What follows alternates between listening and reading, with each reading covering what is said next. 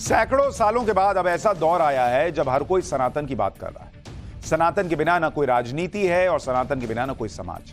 अयोध्या से लेकर काशी तक और महाकाल से लेकर मथुरा तक आप सभी सनातन की लहर देख रहे हैं। लेकिन भक्ति और अध्यात्म के बीच यह भी देखना होगा कि हमारे आध्यात्मिक केंद्रों और तीर्थ स्थानों में श्रद्धालुओं के आने की कितनी क्षमता है, और स्पेशली अगर वो तीर्थ क्षेत्र पहाड़ों में। जैसे आप उत्तराखंड की चार धाम यात्रा की बात कर लीजिए।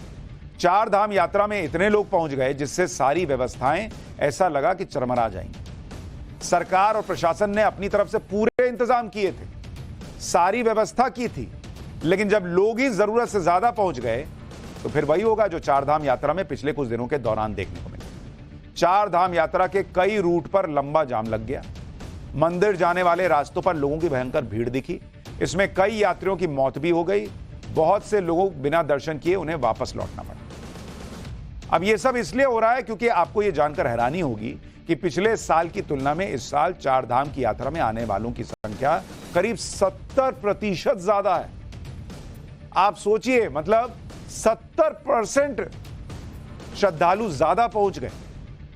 चार धाम में यात्रियों की बढ़ती संख्या को देखते हुए उत्तराखंड सरकार को ऑनलाइन रजिस्ट्रेशन बंद करना पड़ा। इसके अलावा लोगों से यह अपील करनी पड़ी कि बिना रजिस्ट्रेशन किए चार धाम की यात्रा पे मत आइए भाई। अगर आप भी चार धाम की यात्रा की तैयारी कर रहे हैं तो थोड़ा इंतजार कर लीजिए, ताकि आपकी यह यात्रा मंगलमय हो, परेशानी ना हो आपको। चार धाम की यात्रा करने से पहले आपको यह समझना होगा कि उत्तराखंड एक पहाड़ी इलाका है जहां संसाधन सीमित हैं। इसलिए पूरी जानकारी और तैयारी के बाद ही इस यात्रा के लिए घर से निकलिए। आगे बढ़ने से पहले यह भी बताता हूं कि चार धाम की यात्रा में इस बार परेशानी क्यों आई। चार धाम की यात्रा 10 मई को शुरू हुई और पिछले 4 दिनों में करीब 2 लाख से ज्यादा लोग दर्शन कर चुके हैं। पिछले सालों की तुलना में चार धाम यात्रियों की संख्या में करीब 70% की बढ़ोतरी हुई। चार धाम यात्रा के लिए 15 अप्रैल से रजिस्ट्रेशन शुरू हुआ और अब तक 26 लाख से ज्यादा श्रद्धालु रजिस्ट्रेशन करवा चुके हैं। हाई एल्टीट्यूड पर चार धाम की यात्रा करने की वजह से अब तक 11 श्रद्धालुओं की मौत हो चुकी है। यात्रियों की जरूरत से ज्यादा भीड़ की वजह से सड़कों पर लंबा ट्रैफिक जैम जो देखने को मिला था। कई इलाकों में लोग अपने होटल तक नहीं पहुंच पा रहे थे। इसके अलावा ट्रैफिक जाम को कंट्रोल करने के लिए कई इलाकों में प्रशासन को कई रास्ते कुछ समय के लिए बंद करने पड़े। इसके अलावा लंबे जाम से निपटने के लिए पुलिस ने वन वे सिस्टम शुरू किया और इसलिए भी समय ज्यादा लग रहा है। कई रूट्स पर रोके जाने की वजह है बहुत से यात्रियों को अपनी यात्रा पूरी किए बिना ही लौटना पड़ा।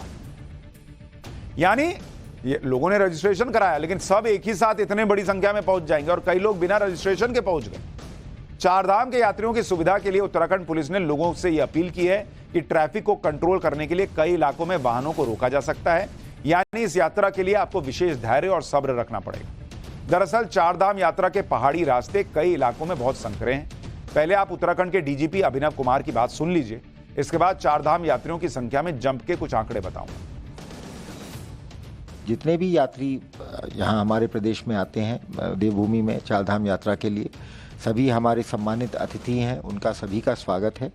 लेकिन जिस संख्या में इस साल यात्री आ रहे हैं, तो हम एक तो यही उनको अपील करना चाहेंगे कि भीड़ को देखते हुए थोड़ा सा उनको धैर्य और संयम बरतने की कोशिश करनी होगी और हमें उनकी सेफ्टी के लिए, उनके कन्वीनियंस के लिए जगह जगह हो सकता है कई बार हमें ट्रैफिक रोकना पड़े, क्योंकि अगर आगे का मार्ग संकरा है या ट्रैक रूट पर या जो यात्रा की पड़ाव है, आगे अगला पड़ाव है, वहाँ पे कोई अकोमोडेशन खाली नहीं है या व्यवस्था नहीं है, तो हमने अलग अलग पॉइंट्स चिन्हित कर लिए हैं यात्रा रूट पर, जहाँ पर हम अगर भीड़ का दबाव बढ़ता है तो श्रद्धालुओं को रोकेंगे।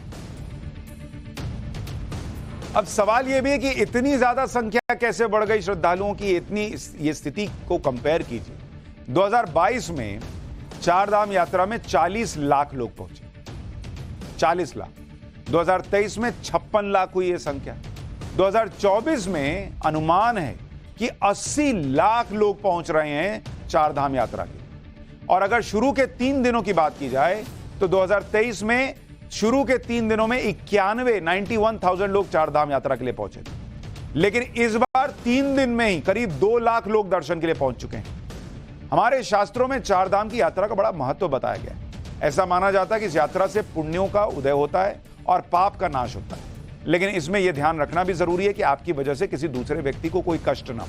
अगर नियम संयम को ध्यान में रखते हुए इस पवित्र यात्रा को किया जाए तो किसी तरह की परेशानी भी नहीं होगी। सब लोग इतना हड़बड़ाए हुए हैं कि बस 2 ही 3-4 दिन हफ्ते भर में जैसे ये यात्रा कर लेनी है, आगे मौका ही नहीं मिलेगा। इसलिए ऐसी तस्वीरें आ रही हैं।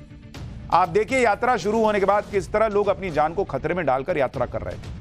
ये यमुनोत्री जाने के रास्ते का एक वीडियो है जिसमें लोगों की भीड़ देखिए आप बॉस, पैर रखने की जगह नहीं है। इस रास्ते में अगर किसी यात्री का पैर ही फिसल जाए तो सोचिए कितना बड़ा हादसा हो सकता है।